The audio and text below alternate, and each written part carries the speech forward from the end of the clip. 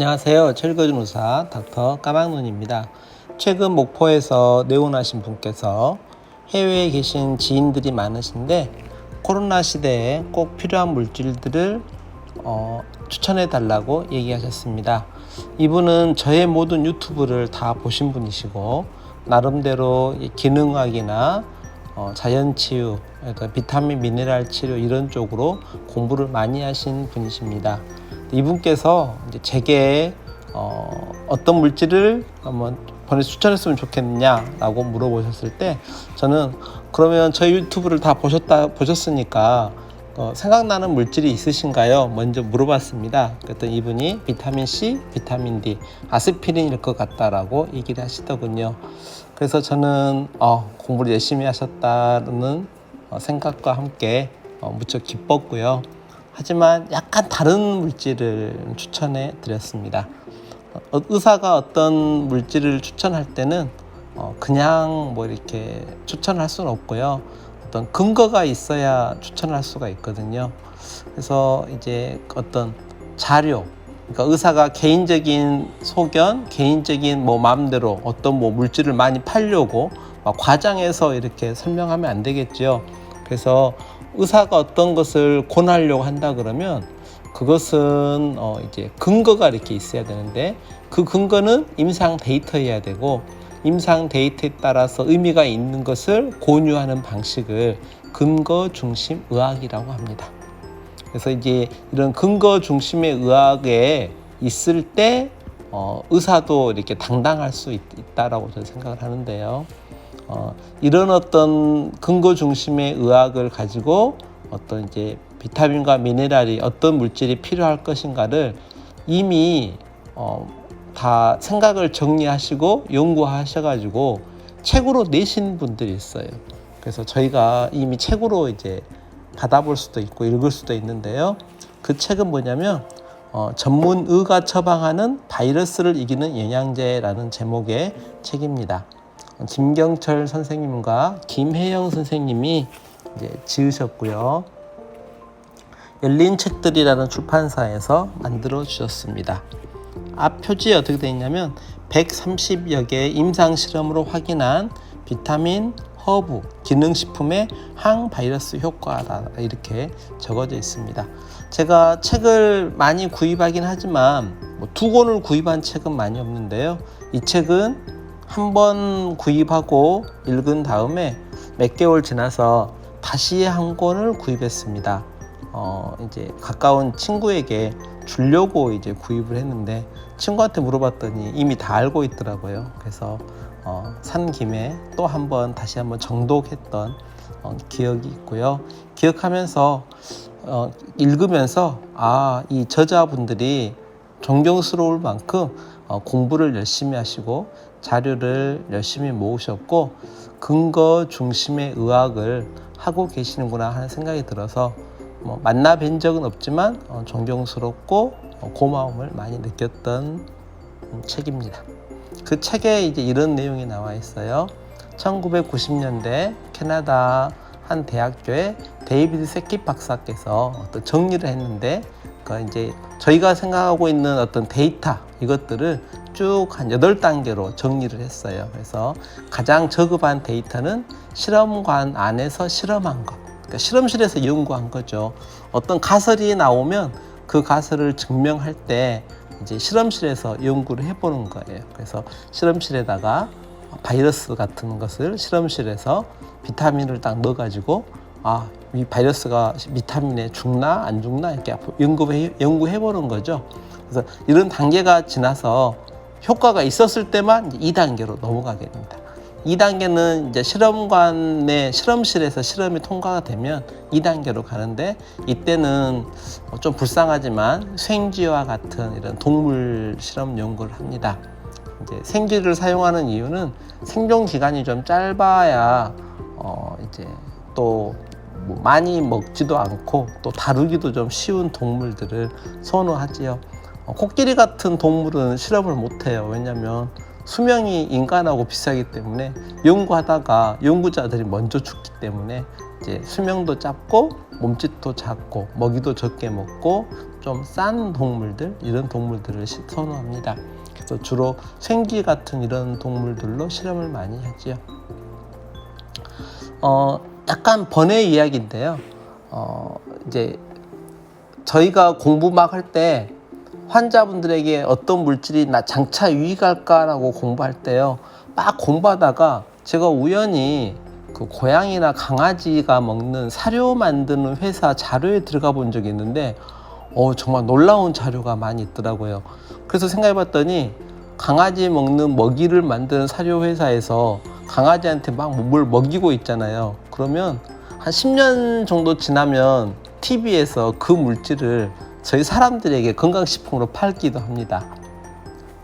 동물들에게 먼저 먹어보고 좋았을 때 사람들이 먹는다, 이렇게 생각하셔도 되고요.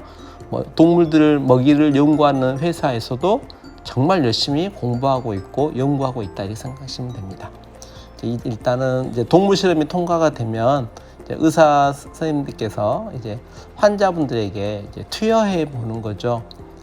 만약에 이제 저 같은 시골 의사, 자본도 없고 연구수도 없는 이제 의사는 논문을 막 뒤져보다가 어떤 환자에게 이렇게 치료했더니 좋았더라라는 데이터를 봅니다. 그러니까 논문을 먼저 이렇게 보게 되는 거예요. 그리고 일부 환자들에게서는 정보를 얻어요. 실제로 그 논문처럼 당신은 그 논문을 모르지만 그것을 먹었을 때 당신이 좋아졌습니다 라는 이런 환자들을 이제 보게 되죠. 그러면 제일 먼저 제 자신이 투여해 봅니다. 그러니까 제 몸이 이제 도구가 되는 거죠. 그래서 제일 먼저 먹어보기도 하고, 주사를 재면은 주사제를 맞아보기도 하고, 이렇게 이제 해보는 거죠. 제가 스스로 얘기할 때는 일반 용량보다 한 2~3배 좀 많이 씁니다. 건강하신 분들이 아닌 분들이 사용해야 될 어떤 비타민과 미네랄일지 모르니까 저는 건강하다고 생각되니까 용량을 높여가지고 써보는 거죠. 그리고 나서 제가 이제 몇 배 용량, 환자분에게 사용할 몇 배 용량을 제 몸에 써보고 이게 좋은지 안 좋은지 이제 확인해 보고 이렇게 치료를 합니다. 성경 용어 중에 체휼하다는 용어가 있는데요. 예수님께서 저희의 어떤 상태, 저희의 어떤 어려움을 몸소 겪어주셨다, 이런 표현을 씁니다. 그래서 저도 체휼하려고 이제 노력을 하죠. 근데 의사가 체휼하는 방식은 어떤 거냐면, 의사가 먼저 환자분을 이해하고 체휼한다고 해서 없는 암에 걸릴 수는 없잖아요. 그래서 환자분이 환자분에게 처방해주는 주사나 약물이나 수액제, 먹거리 등은 제가 먼저 해본 거예요. 그러니까 체휼해 본 거죠. 체휼해 보고 좋다 한다 그러면 이제 환자분에게 권해보고 있습니다. 먼저 해보고요. 좋으면 아내에게 하죠. 그리고 또 좋으면 부모님이 계실 때는 부모님에게도, 아이들에게 하고, 그리고 또 다 결과가 좋으면 친척들에게, 점차 지인분들에게 시행을 하고 있습니다. 그러니까 실험관 내에서, 실험실에서 실험하고 동물 실험하고, 그 다음에 비로소 이제 연구 논문이 있거나 환자분들이 알려주시면 그걸 가지고 제 몸으로 이제 해보는 거죠. 그리고 이제 이렇게 해가지고 좋아지면 4단계가 되는데요. 4단계는 이제 증례 보고를 합니다. 그러니까 좋아졌습니다 라고 이렇게 계속 보고를 하는 거죠. 이런 보고가 여러 개가 쌓이고 여러 명이 되면 연속 증례 보고가 됩니다. 그래서 이제 제가 환자분들에게 사용하기 전에 제가 먼저 체휼하는 것 방식으로 먼저 해보는 것은 연속 증례 보고 이상이 된 데이터를 가지고 이제 저에게 시험하고 있다, 이렇게 생각하시면 됩니다. 이 연속 증례 보고가 쌓이게 되면 두 그룹으로 나누어서 실험을 다시 한번 하는데요. 한쪽에서는 어떤 물질을 사용하고 한쪽에서는 안 하고 해가지고 대조해서 연구를 하게 되는데, 이것을 환자 대조군 연구라고 합니다. 환자 대조군 연구에도 변수가 상당히 많아요. 그래서 이제 이 대조군 연구보다는 한 단계 높은 연구가 코호트 연구라고 생각하시면 되는데요. 코호트 연구는 이제 여러 물질들을 사용해보고 앞으로 연구를 하는 거예요. 그러니까 과거에 사용했던 환자분들을 역으로 추적해가지고 하는 연구도 있고, 미래를 연구하는, 지금부터 어떤 처치를 해가지고 미래 어떻게 바뀌는가를 연구하는 이런 전향적인 연구도 이렇게 있는데요.